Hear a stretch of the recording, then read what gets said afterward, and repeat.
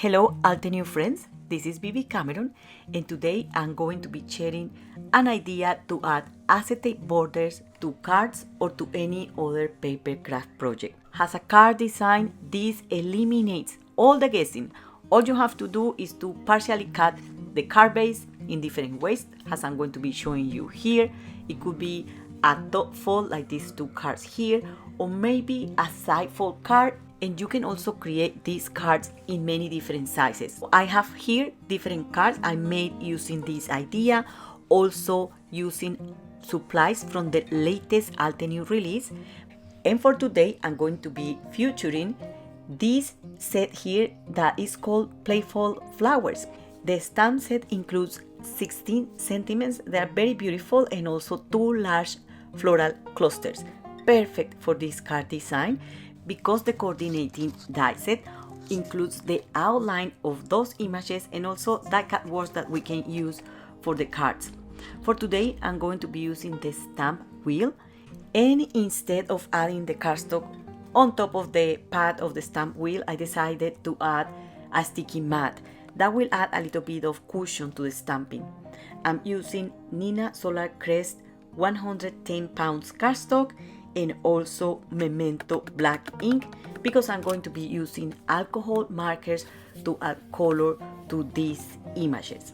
And I'm using the stamp wheel to stamp this as many times as is needed until I get a sharp image. I also want to show you that to release the paper from the sticky mat, you have to bend the sticky mat and remove the paper like so. And by the way, I'm not removing this plastic protector from the sticky mat. Then I can easily bend it, see? And I can remove the panel with easy. We are going to allow the ink to dry, but if you are very impatient, you can also heat set. Just make sure that the ink is dry before adding colors. Now we are going to do kindergarten coloring. Anyone can do this. Please don't say that it's difficult, because it's not. So what we are going to do is to cover that whole leaf or that whole image with the marker, just like that. I'm choosing here a medium shade of that green color. And this doesn't have to be perfect. It could be patchy, it doesn't really matter. Then we are going to use a marker that is slightly darker, and we are going to apply that marker like in flicking motion from the base of the lips towards the center, just like that. And once you have done this, you can also grab, like for example, a yellow color. This is a very light yellow color or a light green, and add that ink from the edges of the leaf towards the center, just to try to meet those two colors together, so that you will get like a lighter yellowish ink at the edges of those leaves. And I'm just learning about these markers blendability, because it's the very first time I tried them. You can also just add a solid color. It's absolutely valid. You just need to color the images. You don't have to be an artist to do this. You don't have to complicate things. And another thing is just always work from light to dark, because if you apply a light color, then you can darken the color. But if you start with a dark color, then you cannot do anything else. It will be a little bit challenging to try to lighten up a dark color. So I know the colors or the transition between colors is looking a little bit patchy, and I don't care. I actually like that kind of effect. If you want to fix that, you can use a light color of the shade that you are applying on the image and pass it all over the image to even the color. As I decided to use this yellow marker at the edges of the leaves, I decided to use the same color for the flowers. And look at what I'm doing here. It's just applying ink from the borders of the petals to the center, like in flicking motion. And as you see there, it's super simple. I keep doing the same all over. And this is a great way to get things done, to not overcomplicate things, and to add a hint of color to your images. And I also want to invite you to not overthink about the number of the color I'm using or the name of the color I'm using. Just be in mind that you need a light color, a medium color, and a dark color, and blend them out. And the lighter colors goes first, and they could go at the very end to even things out. In the packaging of the stamp set, I saw some dotty pattern on the flowers, so I decided to add some dots here and there, just using a slightly darker ink color, just like that. And that was all I did for that image. Now for the other image, I did pretty much the same, using also other colors of these markers. And I added a supply list in the Alteneu blog for you, so you can see exactly which colors, which products I'm using to make these cards. So I just wanted to show you the coloring process really quick. It's not the main or the core of this video, because what I want to show you here is creative die cutting. However, I also wanted to share part of the coloring process in case this information can be helpful for anyone.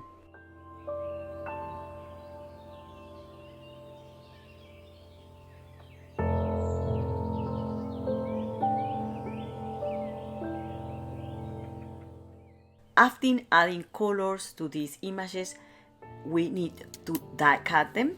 And if you see there, the dies has always really hugged the image. And even though we make some mistakes when we are coloring and we have some color outside the lines, that's going to be barely noticeable at this stage. And these images are looking quite cute. We are going to set these apart and we are going to work in the card bases. So we need two card bases. These are a square.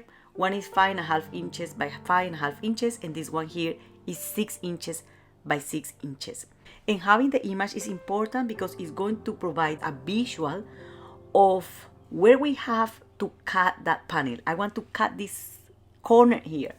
So I'm going to grab the die and I'm going to place it there, and I'm going to use tape to hold it in place. And I'm sticking the tape in the area of the panel I'm going to cut, because after die cutting, that tape could really stick to the cardstock and it can peel it off.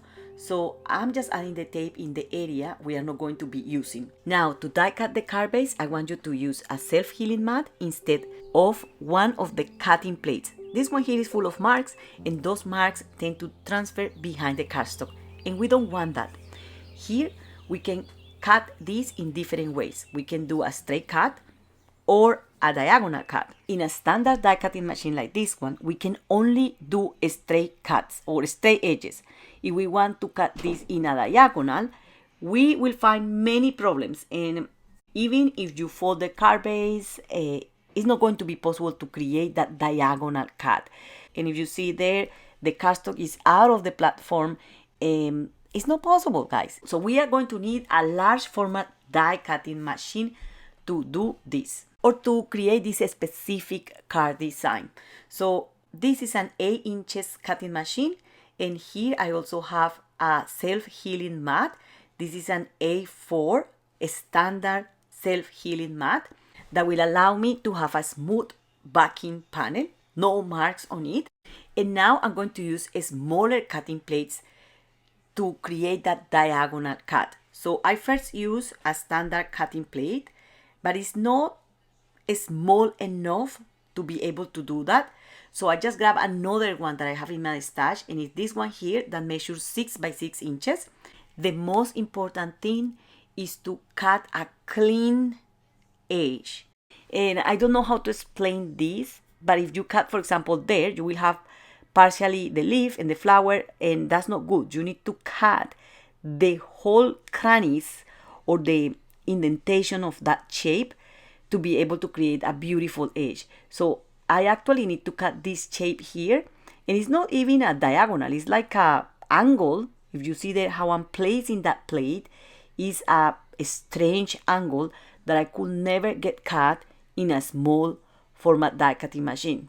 The next we need to pay attention here is because the paper is hanging off the platform, we have to lift it with our hands to help the cut. Let me show you here what I mean, because then it's out of camera, so I need to move the die cutting machine a little bit, but the paper is rubbing against the inner edge of the die cutting machine. So we need to pull the paper up to avoid that from happening. And I'm passing this several times through the die cutting machine because this is a 300 grams cardstock. It's very sturdy and it's great for card bases, but it's hard to cut. So here at the back, I can see that the die didn't went through the whole piece, and there is a little area here that didn't cut. So I'm using here this to trace that line, and that will allow me to see where I have to cut using scissors. So that's a little tip for you as well. And all we have to do is to remove the die and trim the excess of cardstock. Making this card base takes 3 minutes or less. And once you have done one prototype, you will know how to do the next one properly. You will bear in mind all that knowledge that you have from that die cutting, and then you will be able to create many different things. You can also use even smaller cutting plates to cut your card bases in unexpected ways. I'm always encouraging people to create different alternative card bases because when you have a good base or a foundation for your projects, you don't have to think too hard to do the rest. So this card base has been cut in a very different way. You barely will notice what we did there, but I explained you, right? So for this other card base, we are going to use the small or the standard die cutting machine. This is a 6 inches width. The self-healing mat I'm using is a A5 self-healing mat. You can think here how you want to cut this, if you want to add your die cuts in different ways. So I decided to do it in this way. So I'm going to grab the die and tape it in place, and then I'm going to make sure that the cutting plate will cut a straight line, but whatever is within the cutting area needs to provide us with a nice shaped edge, and it's almost always necessary to use scissors to complete the cut, just like I'm doing there. So that's our edge, and we have our image here, so everything looks good. And we might need to trim this little edge here later on. All we need to do to finish these cards is to add the acetate, and I'm going to be using this tape runner here. It's a very strong tape and it will speed the process here, but you can use also a strong double-sided adhesive tape, and I also like to use liquid adhesive just to have a stronger bond. And please add adhesive only on the shaped areas because we don't want to show that later on in the front of the card base because it could be seen regardless. So I'm going to use a piece of acetate that needs to cover this area here. So we are going to align that piece of acetate with the edges of the card, and we are going to stick it in place. Once this is firmly attached to the paper, we are going to use very sharp scissors to cut the acetate as close to the edge as possible. So don't be afraid to cut and cut because we don't want to see that in the front of the card. So this needs to be cut a little bit more in this area here because you can see it just behind the die cut. You can see there, so we need to cut that there. And anything else that we need to cut, we just chop it down, okay? Don't be scared to do that. So I'm going to do that here. And that looks a lot better. So that's it. Now we have to adhere our color image over. If you want, you can trim anything that is sticking out of the page. And that's our card base. All we need to do is to add a sentiment, but I'm going to show you really quick how I put together this other card. So I added adhesive as I did for the previous card, and I stick this over that edge, making sure that the acetate is properly adhered over the cardstock. Then I'm going to trim any excess of cardstock, and by this I mean that when adding the die cut over, I'm not going to be showing any acetate on the sides or any piece of cardstock to the sides. Of course, this is going to change the size of my card base, so it's good to make a prototype before, and of course we can cut this to any size that we want. We also need to trim the acetate to be as close to the shaped edge as possible, so that's what I'm doing here. And the last step is to adhere the die cut or the color die cut over this acetate to cover everything. This is a lot easier to do than to explain, and maybe I want to add every single little detail for you to have in mind. The next thing we need to do is to stamp the sentiments, and if you want to stamp sentiments, please bear in mind that you need to use tape to hold the front panel flat against the platform and to avoid stamping mistakes. At this stage, having a stamping mistake probably will ruin the card. So if you don't want to risk it, just use a die cut and that will stand out your design a little bit more. Add a little bit of bling to make your cards also sparkling. You can also add some shimmer pen. I'm not going to use any of that because I think this is enough, and that's the cards for today. For the cards I was showing you at the beginning of the video using blossoming apple, I did exactly the same, so I think you have a good idea.